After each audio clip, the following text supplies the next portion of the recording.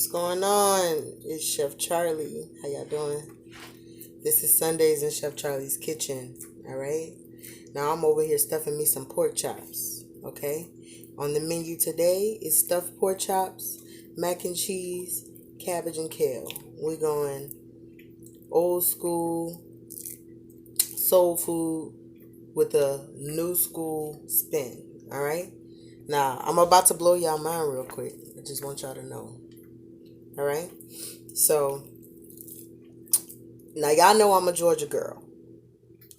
And in Georgia, we like beans. We like butter beans. And if you from Georgia, you know we eat cornbread with our beans. Okay? And if you watch this channel and you know anything about me, you know that I'm a waste not, want not type of chef. I don't waste nothing. I freeze my leftovers. I use my leftovers. I repurpose my leftovers because that's what it's about. All right? So all of that in this one video. All right, here we go. That's a stuffed pork chop. And I got one more left, and I'm gonna show y'all how I do it. Okay, let me turn my pan so y'all can see. This is a pork chop that I just opened up the inside of it. All right, that is a 100% Berkshire pork. Okay, that's a beautiful pork chop. I marinated this for 3 days. All right, in a mustard and herb marinade. And I know y'all wondering, y'all saying, okay, well, what you said you started talking about beans and cornbread, but you doing pork chop. What you talking about? This stuffing right here is made of cornbread and white beans. Well, they call them white beans here, but butter beans. That's what we call them in Georgia, butter beans.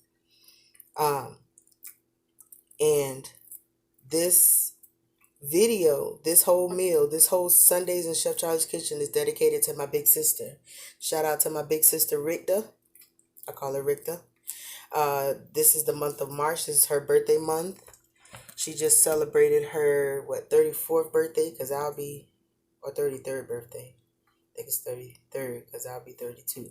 So yeah, her 33rd birthday. Happy birthday, big sis. Love you. But this video is dedicated to you because my sister's favorite meal, now it's probably different now, but growing up, my sister's favorite meal was pork chop, fried pork chop, and macaroni and cheese. So this is a little twist on it, but I decided to dedicate this to you, sis, because I know how much you love pork chop, and I know how much you love mac and cheese. So we got some stuffed pork chop. Now we stuffing these pork chop. All I did was take these beans. These are beans. These are leftover beans that I froze. And I made a fresh buttermilk cornbread, and I just mashed it in with the beans and made this stuffing. All right. So that's what I did. I'm going to set my oven on 325. Okay, because I want these to cook low and slow. So I just stuffed all of them. They look real good and plump. Okay, I'm going to put a little more in this one. As if I didn't put. Now with these beans already were cooked like regular butter beans. I had turkey necks in them, and turkey necks and smoked sausage. So I didn't take any of that out. I also didn't season this mixture because the beans were very well seasoned already. And then when I took them out of the freezer, I tasted them again. They were still very well seasoned. I didn't feel like I needed to season anything. So I mashed in the cornbread into the beans. I'm going to show you what it looks like. This is what it looks like. This is the mixture. Okay. And it had, like I said, it had smoked sausage in it. So you see a piece of the smoked sausage right there in there. And I mashed that up with some buttermilk cornbread. All right. That's all I did. Now you can use that to stuff anything. Chicken, your turkey for Thanksgiving, whatever, right? So I just set my oven to 325. I'm going to go ahead and put these in the oven, and I'm going to work on the macaroni and cheese. Oh, I forgot. Nope. Okay, so these pork chops are sitting on a bed of red onions, white onions, and bell pepper. But we want to braise them. We want them to cook nice and slow. So I got some homemade chicken broth.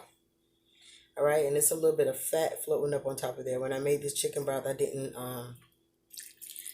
not scoop off the fat, but I don't mind the fat in this dish. I actually want the fat in this dish because I want it to stay nice and moist, this dish. Okay, so we got marinated pork chops for 3 days. Okay, we got it sitting on a bed of onions, bell pepper, red onions and bell pepper. A little bit of chicken stock down at the bottom. Okay, and we got it set for 325. Now we put it in the oven. I want this to cook nice and low and slow. Okay, just like that. And it's in the skillet, so you know it's gonna come out amazing. I put a little bit of a little extra of the marinade at the bottom of this, so that broth is gonna mix in really good with the marinade that's also at the bottom. And the onion is gonna make a nice good sauce for us. All right, now it goes in. Just like that. All right, so we're gonna work on the macaroni and cheese next. Okay, so I already did some prep on the mac and cheese. This is whole wheat penne pasta, and then I had some. Once again, we don't waste nothing. Okay, I had some whole wheat lasagna, like a half a box of whole wheat lasagna that wasn't enough to make an actual lasagna with.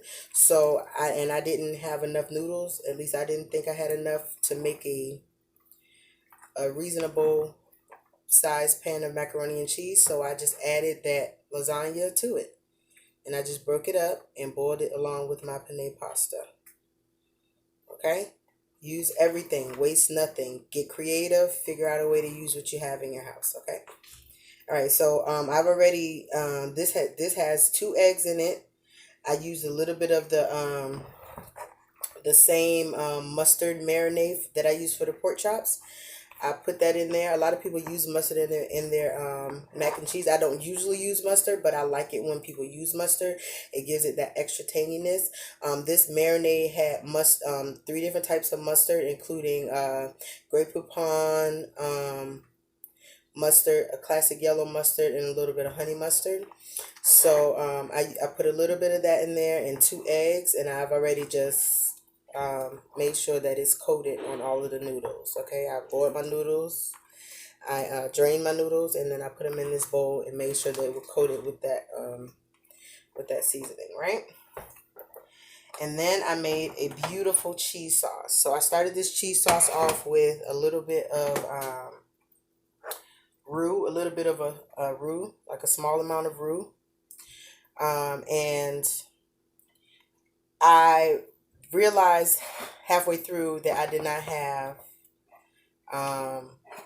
white flour, which is what I use to make my roux. I don't eat white flour like white bread or anything, but I do still use it to make my roux because whole wheat flour just doesn't really, I mean, it works, but it kind of breaks down a little bit faster.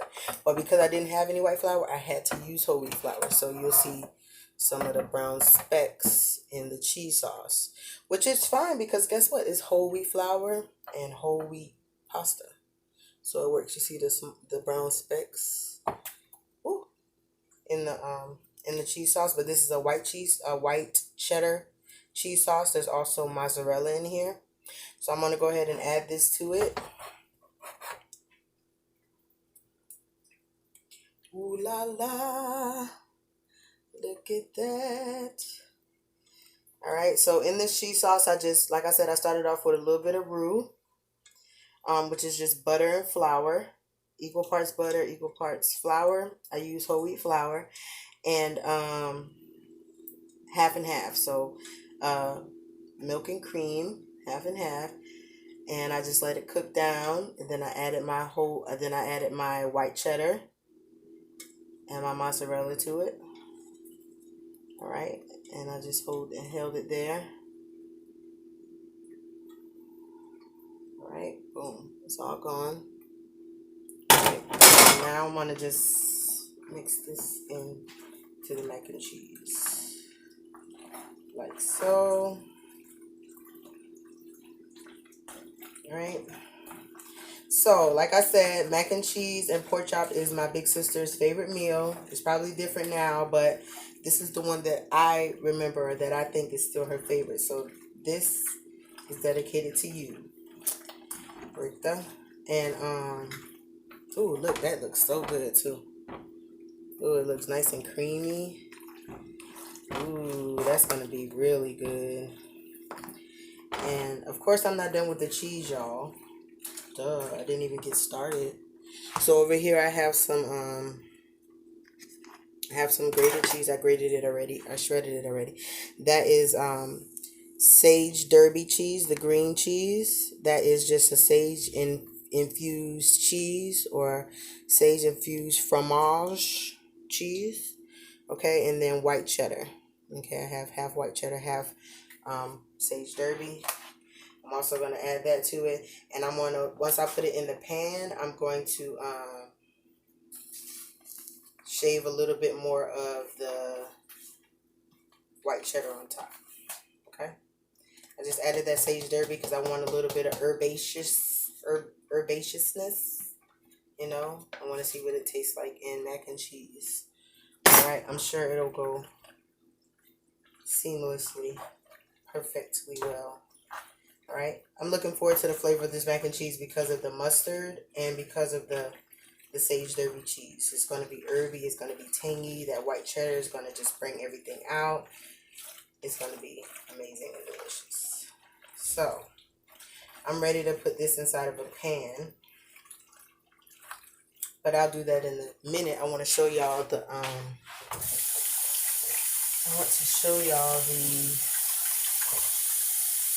cabbage and kale. Alright.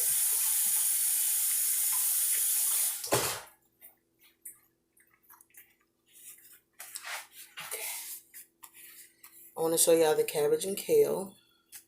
It's looking really good. Back here, steaming away. Alright.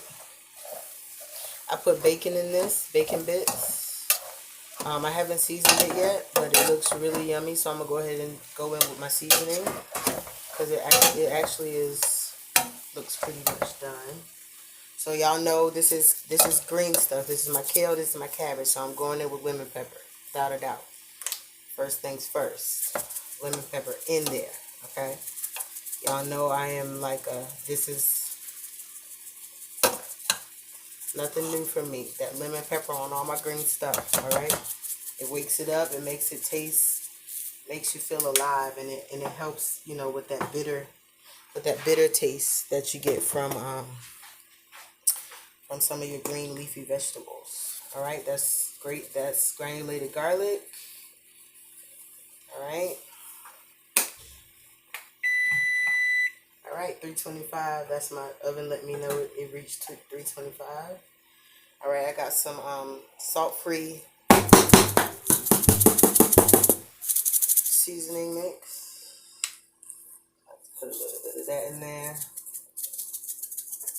because it adds flavor without adding salt, which y'all know I'm a fan of that. It's always adding flavor without adding salt, okay? A little sea salt and garlic and herb seasoning.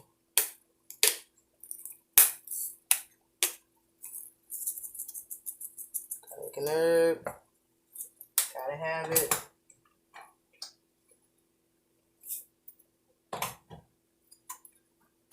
little sea salt.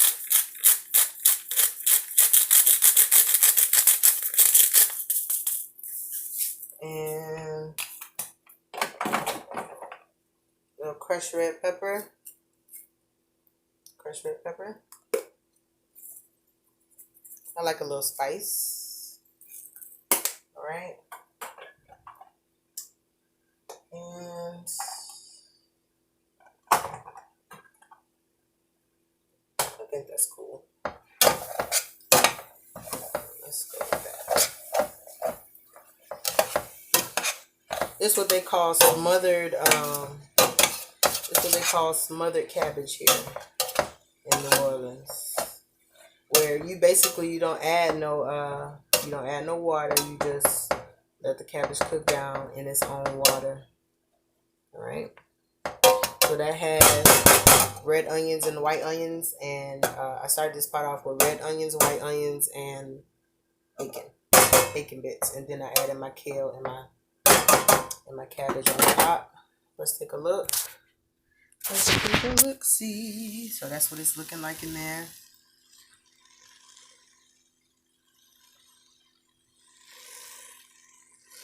All right. So, I hope the camera wasn't too. It is pretty hot in here. That's why I got the fan on. I hope the camera didn't get too. What you call it? Smoky.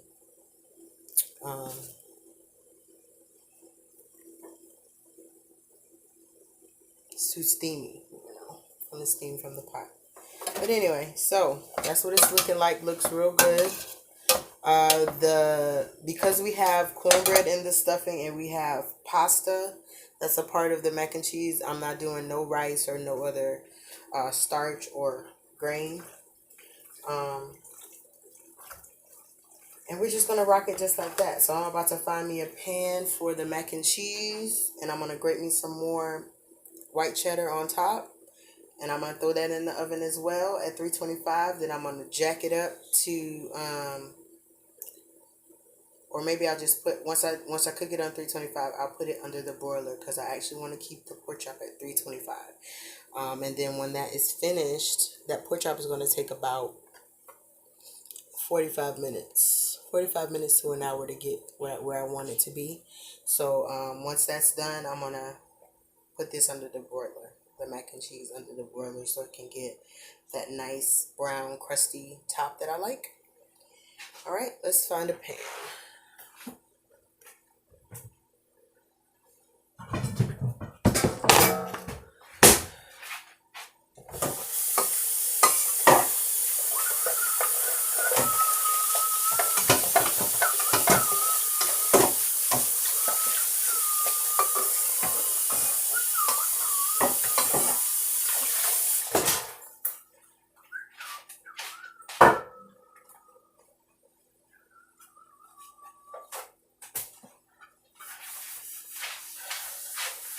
Okay, yay us. For whatever reason, this pan as of late has been my macaroni pan because I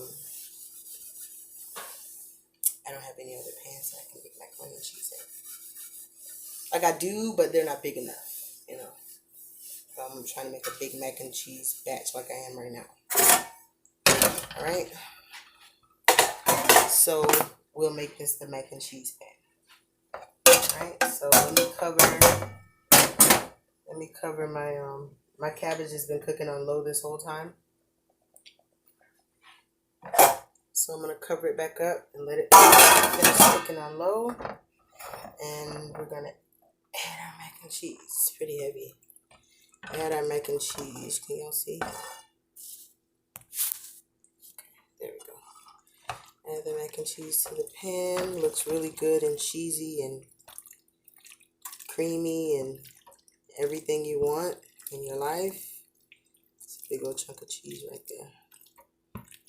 Okay. Ooh, it smells really good. I don't foresee having any issues with this mac and cheese. I can tell you that right now. It smells amazing. It's very yummy and creamy smelling. I mean, yummy smelling and creamy. So I'm feeling like this mac and cheese is a win already, y'all. But anyway, this is Sundays in Chef Charlie's Kitchen. Just wanted to let y'all see what we got going on up in here. This Sunday, I'm obviously going to come back with a second video where I show off the results and do a taste test for you guys. So yay. Super excited. I'm going to go ahead and grate some cheese on top of this. And then I'm going to throw it in the oven. But I'll be back with a part 2. This is Chef Charlie. Deuces.